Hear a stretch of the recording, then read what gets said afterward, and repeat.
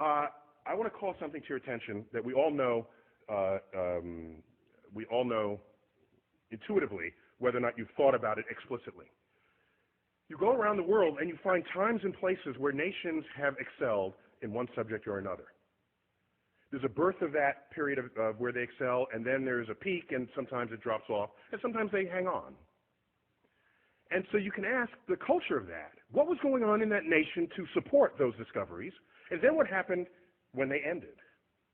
And so I call that sort of naming rights. If you were there first and you did it best, you name things. Particle physics in this country, in the United States, was like going gangbusters after the Second World War. And the discovery of atomic elements, look at the periodic table. There's berkelium, californium, we got half the United States up there in the upper, heavier elements of the periodic table. Am I right there, Sir Weinberg? Okay. That's not because the world liked California or Berkeley. It's because the work was done here. It's because there was an effort to excel in just those subjects. And it shows up in other ways. I'll give you just briefly. Part of the naming rights is that you don't have to name it. So, for example, while we didn't invent the internet, we certainly exploited it here in America. We did that sort of first and best. And so your email address does not end in .us. Everybody else is in the world, they got to say what country they came from. We don't. Okay? It's simple, but it's the consequence of being there first and doing it better than anyone had done it before. Do you know that the British postage stamp is the only postage stamp in the world that does not identify the country of origin? Because they invented postage stamps. So why should they have to say what country it is? It's their invention. Okay? Check them out. It's just the facts of this. The constellations of the night sky, it's the Greek and Roman, and it's lasted to this time because they did a really good job thinking that stuff up. All the mythologies of the heavens, that really stuck with us. All right, so I'm going to make a larger point, not to get gratuitous on you here, but September 11, 2001, as we all know, this was going on in New York City. This is the view outside of my window. I live 4 blocks from ground zero. Excuse me, this is the corner of the building in which I live. I went outside to get this view. I was at the time judging whether I should go collect my daughter, who was in an elementary school 2 blocks north of the North Tower. North is to the right in this picture. So I want to get a closer view with a highly magnified zoom lens to see what, while that was happening, the plane flew into the South Tower. And so no one was thinking terrorism until the second one was hit. The first one was just sort of a bad tragedy. And so these are just 3 frames from my camcorder. This is at t = 0. This is 1 second, well, like actually a fraction of a second. The plane was moving probably 500 miles an hour. And just to understand, the black building, that black sort of monolithic building, that is 50 stories tall. This is New York City, people. So tall buildings are they're just all over the place. And that's just a hotel, a 50-story hotel. And it's the towers are foreshortened because there's the angle at which this is shown. I put these up because a few days after this, President Bush, I don't remember where he said this, on the steps of the White House, in the Rose Garden or at the Capitol, in an attempt to distinguish we from they, the terrorists who flew these planes into the buildings and into the that went down in Pennsylvania and in Washington, to distinguish we from they, he loosely quotes a phrase out of the Bible by saying, our God is the God who named the stars. Now, this is before I was on his Rolodex, okay?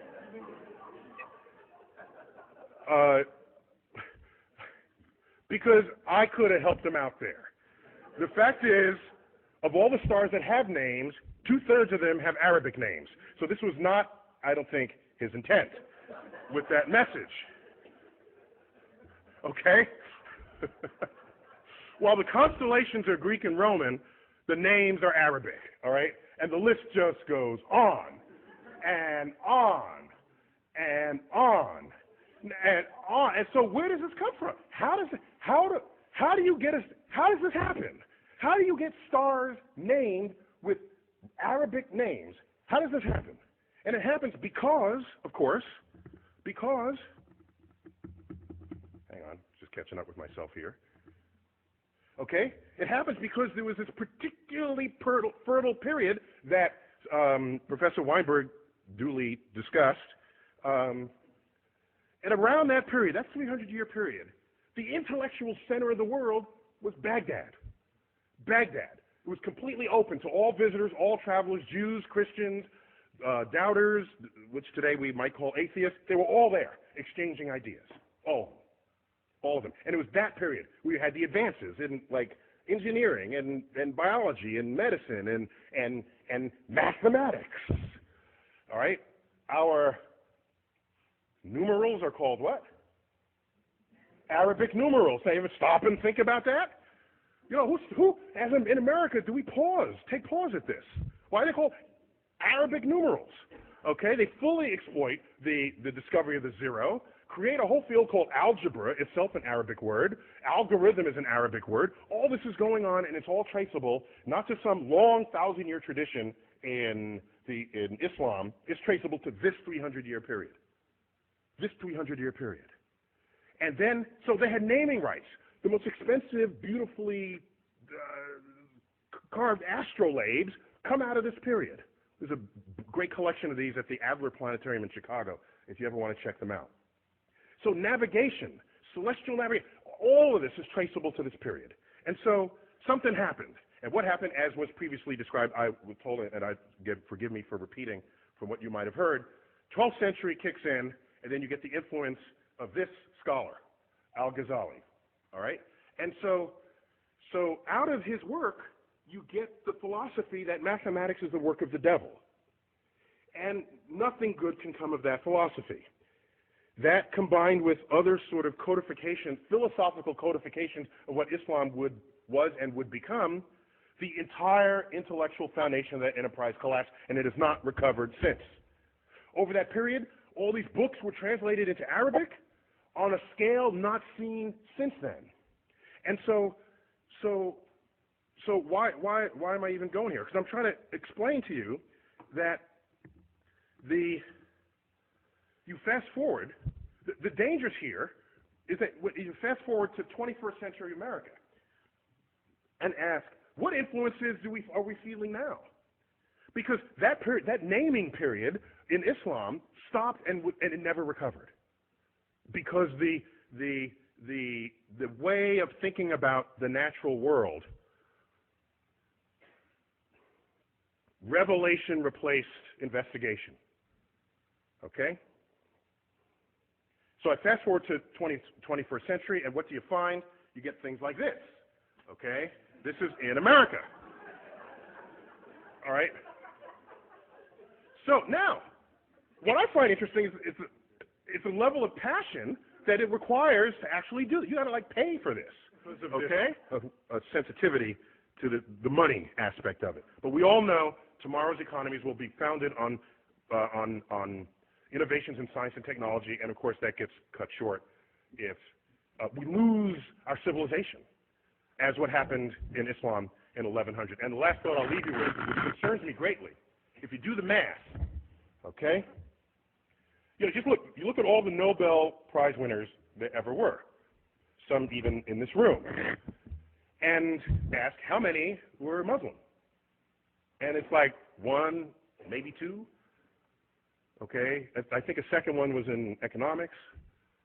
And the one we referred to was described earlier, the co-winner of the Nobel Prize with Professor Weinberg, Abdus Salam. And he's not Middle Eastern Muslim, he's Pakistani Muslim. Okay, now, how many Nobel Prizes are won by Jews? It's like a fourth of the Nobel Prizes. Okay, some high fraction of the total. And then you look, how many Muslims are there in the world? It's like 1 billion Muslims. How many Jews? 15 million tops. Okay?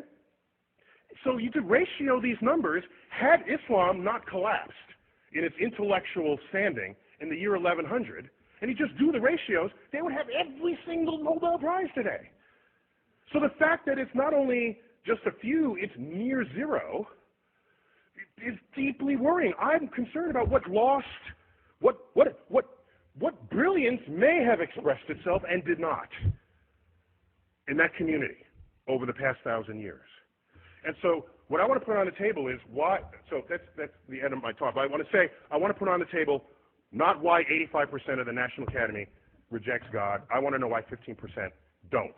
And that's really what we got to address here. Otherwise, the public is secondary to this.